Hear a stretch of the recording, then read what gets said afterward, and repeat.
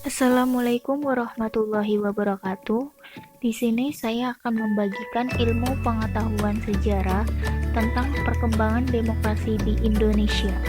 Berasal dari kata Yunani, yaitu demos yang berarti rakyat dan kratos yang berarti pemerintah. Untuk istilah demokrasi sendiri merupakan salah satu bentuk sistem pemerintah suatu negara sebagai upaya mewujudkan kedaulatan rakyat atau negara yang dijalankan oleh pemerintah. Merupakan negara yang menerapkan demokrasi dalam sistem pemerintahan. Dalam sejarah negara Republik Indonesia, perkembangan demokrasi telah mengalami pasang surut. Masalah pokok yang dihadapi oleh bangsa Indonesia adalah bagaimana meningkatkan kehidupan ekonomi dan membangun kehidupan sosial dan politik yang demokratis dalam masyarakat. Masalah ini berkisar pada penyusunan suatu politik dengan kepemimpinan cukup kuat untuk melaksanakan pembangunan ekonomi serta karakter nation building dengan partisipasi rakyat sekaligus menghindarkan timbulnya diktator perorangan, partai, atau militer. Perkembangan demokrasi di Indonesia dibagi dalam 4 periode. Periode 1945 sampai 1959, yaitu sistem pemerintahan parlementer atau yang dikenal juga dengan sebutan demokrasi liberal. Sistem pemerintahan ini berlandaskan pada Undang-Undang Dasar Sementara tahun 1950. Sistem pemerintahan ini menetapkan bahwa kabinet-kabinet atau para menteri bertanggung jawab kepada parlemen.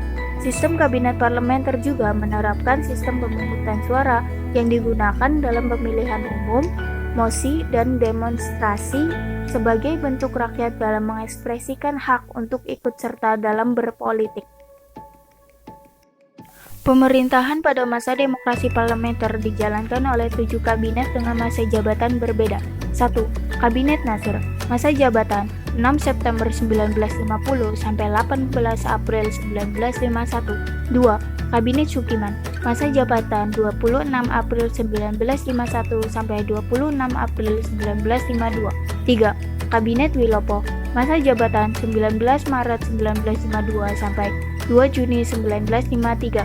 4. Kabinet Ali Sastromijojo I, masa jabatan 31 Juli 1953 sampai 24 Juli 1955. 5. Kabinet Burhanuddin Harahap, masa jabatan 12 Agustus 1955 sampai 3 Maret 1956. 6. Kabinet Ali Sastromijojo II, masa jabatan 24 Maret 1956 sampai 14 Maret 1957. 7. Kabinet Juanda, masa jabatan 9 April 1957 sampai 10 Juli 1959.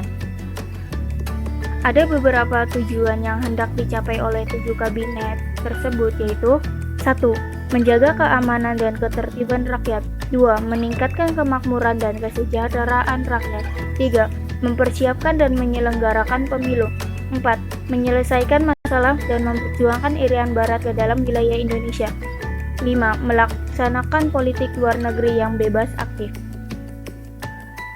Periode 1959 sampai 1965, yaitu demokrasi terpimpin, adalah sebuah sistem demokrasi di mana seluruh keputusan serta pemikiran berpusat pada pemimpin negara. Penegasan pemberlakuan demokrasi terpimpin dimulai setelah dibubarkannya Badan Konstituante dan dikeluarkannya Dekret Presiden 5 Juli 1959.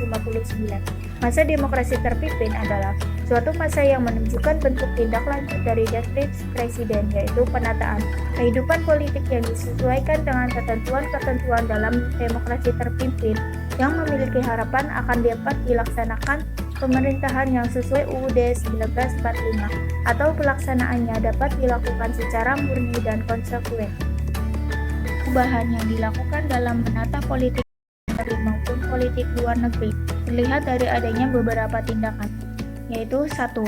Kedudukan presiden. 2. Presiden diangkat seumur hidup. 3. Presiden bentuk MPRS. 4. Manifesto Republik Indonesia. 5. Pembubaran DPR hasil pemilu. Pembentukan DPR GR. 6. Permasyarakatan ajaran Nasakom. 7. Perjuangan pembebasan Irian Barat.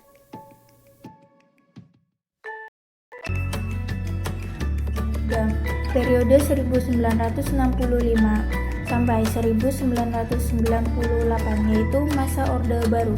Orde Baru dimulai dengan tekad untuk mengabdi kepada kepentingan rakyat dan negara yang didasari Pancasila serta UUD 1945. Masa Orde Baru dibuat untuk mengatasi penyimpangan di masa Orde Lama. Berbagai kondisi lain serta ekonomi yang terpuruk dengan tingkat inflasi mencapai 600%, munculnya Tritura yang dipicu oleh latar belakang G30 SPKI dan lain sebagainya turut menurunkan tingkat kepercayaan rakyat kepada pemerintah. Pokok sistem pemerintahan pada masa Orde Baru yang tercantum pada penjelasan Undang-Undang Dasar 1945 yaitu 1. Indonesia adalah negara hukum yang menganut sistem konstitusional. 2. Kekuasaan negara tertinggi ada di tangan Majelis Permusyawaratan Rakyat. 3. Presiden adalah penyelenggara pemerintahan negara tertinggi dan berada di bawah MPR. 4. Menteri adalah pembantu presiden dan tidak bertanggung jawab kepada Dewan Perwakilan Rakyat. 5. Presiden tidak bertanggung jawab kepada DPR. 6. Kekuasaan yang dimiliki kepala negara atau presiden tak terbatas. Pelaksanaan pemerintah Orde Baru pada prakteknya menyimpang dari pokok-pokok awalnya.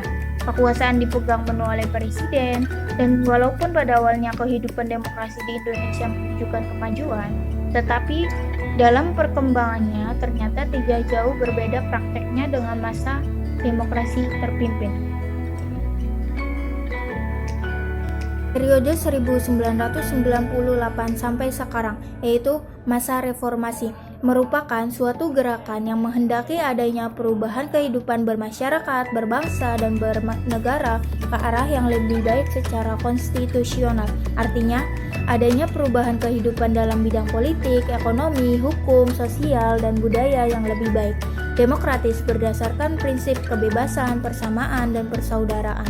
Gerakan reformasi lahir sebagai jawaban atas krisis yang melanda berbagai segi kehidupan. Krisis politik, ekonomi, hukum, dan krisis sosial budaya merupakan faktor-faktor yang mendorong lahirnya gerakan reformasi.